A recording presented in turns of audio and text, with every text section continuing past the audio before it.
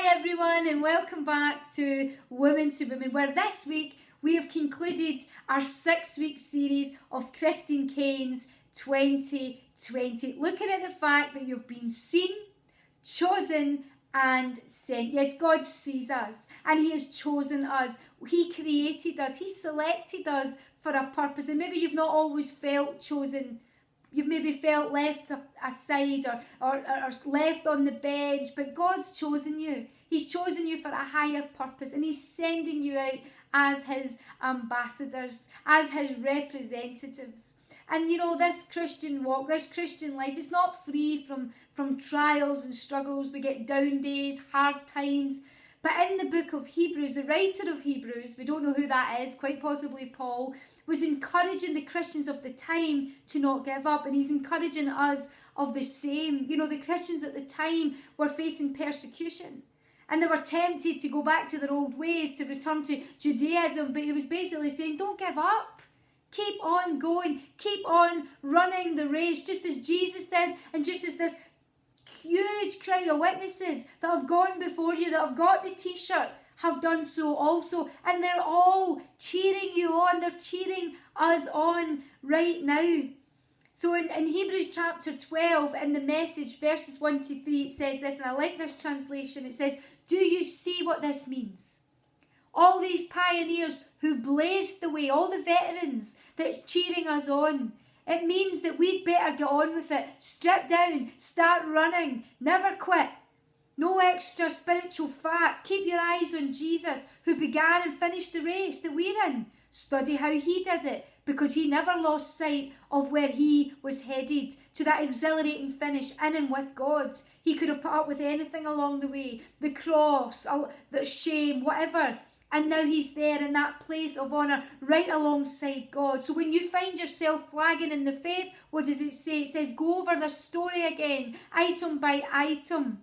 And then the adrenaline will shoot straight into your souls. I don't know about you, but the adrenaline shoots straight into my souls when I read that encouragement to keep on going and keep on running the race. You know, the Christian life is not a sprint, it's a marathon. And we need faith and endurance to keep on going. In fact, in the NIV, it starts with, therefore, since we are surrounded by a great cloud of witnesses. And when I see that word, therefore, I ask the question, what's it there for? And quite often we maybe need to go back a bit, or look at the chapter before it, or the passage before it, or to look to what's actually going on, to see what he's saying. He's saying, therefore, look at what's gone before you. Because if we go back to Hebrews 11, we have the Hall of Faith, not the Hall of Fame. Although they are pretty famous, the people that are listed in it. We have this huge list of those Bible greats that have gone before us, that have got the t-shirt, that bore under the weight of the pressure and the strain, but they kept on fighting and they kept on running and they had faith. People like Noah and Abraham and Joseph and Ruth, they're all in there. Go and read it by yourself. And we're encouraged to keep the faith like them, to keep on running our race, our marathon, and not give up. You know, we have to have faith and we have to have endurance. We don't know what tomorrow holds, but we have faith to believe that God's in our tomorrows, that Jesus is with us and that we can trust Him. To endure.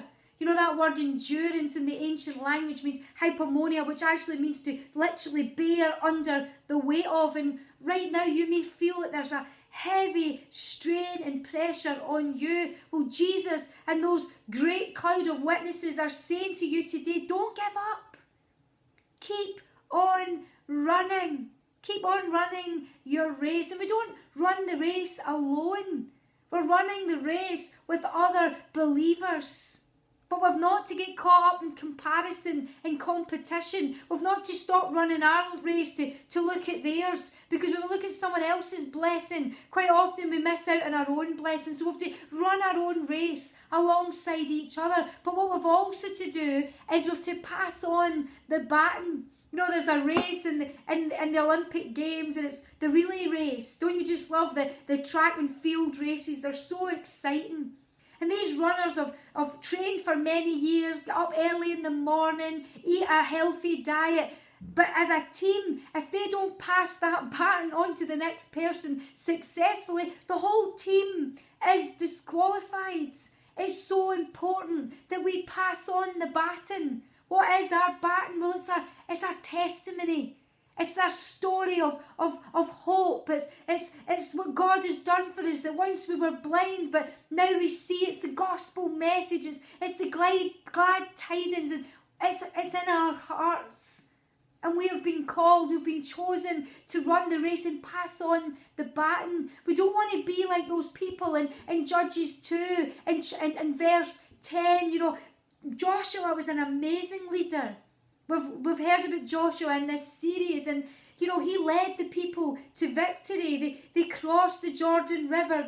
They saw the walls of Jericho come down. He was the one that experienced the manna from heaven, and the pillar of cloud and the pillar of fire. He saw it all.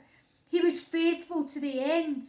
But then there's a generation after that it says in Judges 10, after the whole generation had been gathered to their ancestors, another generation grew up who neither knew the Lord or what he had done for Israel. You know, when I read that verse, my heart is heavy. A whole generation that didn't know what God had done for them. They didn't know about the miracles in the desert. They didn't know about how good God is and how much he loves his children.